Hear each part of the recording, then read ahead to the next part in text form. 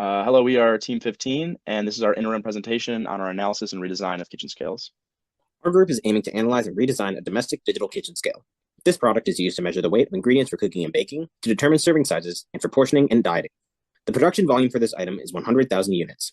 The global kitchen scale's market size was 613 million in 2022, and over 50,000 of a comparable kitchen scale sold in the last month, according to Amazon.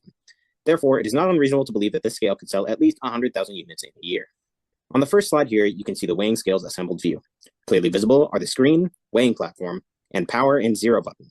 On the second slide, you can see the weighing scale's exploded view. Important features only visible in this view include the force sensor, its corresponding bracket, and the battery with its compartment. A list of the components and their quantities can be seen on the left. The primary customers of a kitchen scale mainly include professional and at-home chefs and bakers. Various ingredients must be measured to ensure the appropriate portioning and recipes. One of the main methods for ingredient measurement is the kitchen scale, making chefs and bakers primary customers as they require the kitchen scale for proper practice in their food-related work. In a similar way, the general individual could be considered another primary customer because most individuals cook in some form for their daily need for sustenance. The general individual would thus also require the kitchen scale in the same way to measure ingredients for daily living.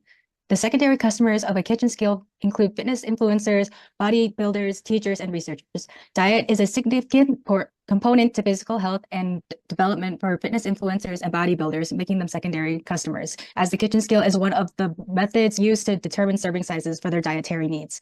Further, culinary teachers are secondary customers of kitchen scales as one method of demonstrating the proper handling of ingredients, including the measuring and portioning of ingredients. Finally, researchers are another secondary customer to kitchen scales because they can use the product to measure various components to their studies. For instance, should the researcher be measuring anal response to a certain food, drug, or other substance, a kitchen scale could be used to portion the experimental substance. Kitchen scales could also be used as a more informal measurement method for the substances to be used in research instrumentation. Knowing the background of our product, we will now discuss some analysis regarding our chosen kitchen scale. The fast diagram displayed here describes the functions that the scale must perform. We have two main primal basic function bridges, one regarding the weighing of the food placed on the scale and one regarding the display of the taken weight measurements.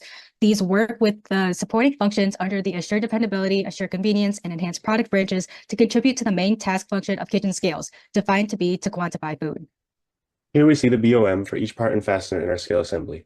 We analyze the acquisition cost either based on the materials and manufacturing cost or the total acquisition cost for the outsourced parts. After analyzing the assembly cost based on the better assembly sequence, which will be discussed later, we summed the assembly and acquisition cost to a total of $17.47, about 65% of the average retail price. We had a wide array of different manufacturing processes, but the most prevalent process was injection molded plastic. And here you can see where we put each part of our scale into different compartments in our quad chart for manufacturing and assembly. In future redesigning of this product, we will focus on the quadrant with high relative cost and the high importance to maximize the benefits of redesign. Now we're going on to the assembly sequence analysis. Our first assembly in this fishbone diagram is a bottom-up assembly, which is starting with the battery being inserted into the battery cover and ending with the plug. Our next assembly sequence is the top-down assembly process, which starts with the plug being inserted into the platter and ending with the batteries being inserted into the scale base. Overall, the bottom-up approach provided a more secure assembly process as the scale base provides a sense of stability for the rest of the assembly process.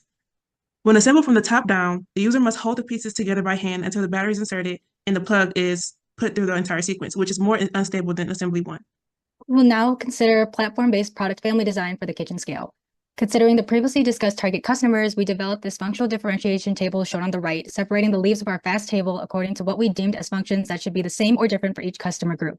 We determined that basic functions like contain food and display numbers would be identical between customer groups, but supporting functions like ensure cleanliness, stop display, and change units would be different. For instance, a professional chef may want to maintain the display as they cook, while a bodybuilder only needs the display to be temporary and would benefit more if the kitchen scale had an automatic stop display function. So with our functional differentiation table in mind, we created a separation of platforms and modules where our platforms are consistent across all of our product offerings in our family, while our modules are what separates our family members between each other. So our bull weighing surface is different for a certain customer group that wants to weigh loose ingredients, whereas a rectangular weighing surface is better for customers that want a larger surface area, as shown in this slide, where the original part is shown to support the weight on the scale, and the bowl is for loose objects, and the rectangular profile is for larger or rectangular prismatic objects. As you can see highlighted in yellow, there is a common interface between all three platforms, thus allowing quick transfer to enable delayed product differentiation. Here's our function component mapping matrix. So each row is one of the 10 components from the part list of the kitchen scale, and the columns are all of the leaf functives from the fast diagram. From this matrix, we can see that every functive is supported by some parts, and each part supports a minimum of 3 functives, while some of them, like the battery and the circuit board assembly, support up to 7 or 8 functives. Some of the functives, like supporting weight, easy entry or removal, and ensuring cleanliness, involve as many as 4 or 5 parts. And so there is the possibility to consolidate some parts. And now I'm going to talk about the feasible assembly process.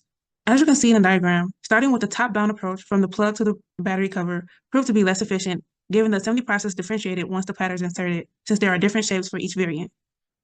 The improved assembly process, as you can see in the lower part of the screen, starts from the bottom with the batteries and ends with the plug securing everything in place. This allowed for a delayed differentiation process, which was more efficient than the first. And that concludes our presentation. Thank you.